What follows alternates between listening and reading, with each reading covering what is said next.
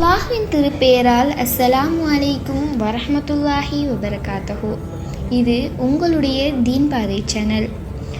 நபிகள் நாயகம் ஸல்லல்லாஹு அலைஹி வஸல்லம் அவர்களுடைய அருமை மகளார் அன்னை ஃபாத்திமா ரலியல்லாஹு அன்ஹா அவர்களுடைய சிறப்புகள் ஏராளமான ஹதீஸ்களில் இடம்பெறுகின்றது. மிகவும் முக்கியத்துவம் வாய்ந்த ஒரு ஹதீஸை இன்று கற்றுக்கொள்ளலாம். இன்ஷா அல்லாஹ் நம்மளுடைய சேனலில் அல் குர்ஆன் ஹதீஸ் அடிப்படையிலான துஆக்கள், பரிகாரங்கள், பிரார்த்தனைகள் மற்றும் இஸ்லாம் சார்ந்த அனைத்து பதிவுகளும் வரவிருக்கின்றது. சப்ஸ்கிரைப் செய்யாதவர்கள் சப்ஸ்கிரைப் செய்து கொள்ளுங்கள். பிறர் பயன்பெற இந்த வீடியோவை ஒரு லைக் செய்யுங்கள்.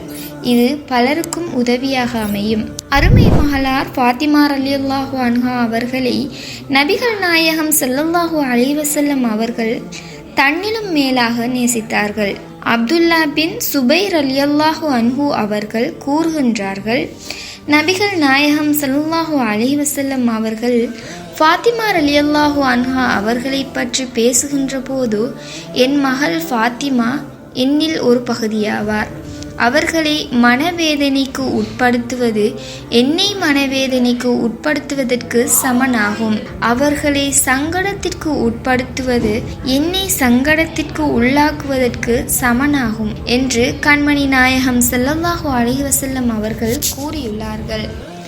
எனவே நபிகள் நாயகம் ஸல்லல்லாஹு அலைஹி வஸல்லம் அவர்களை எப்படி நாம் கண்ணியப்படுத்துகின்றோமோ அதே அளவு அன்னை ஃபாத்திமா ரலியல்லாஹு அன்ஹா அவர்களையும் நாம் கண்ணியப்படுத்த வேண்டும்.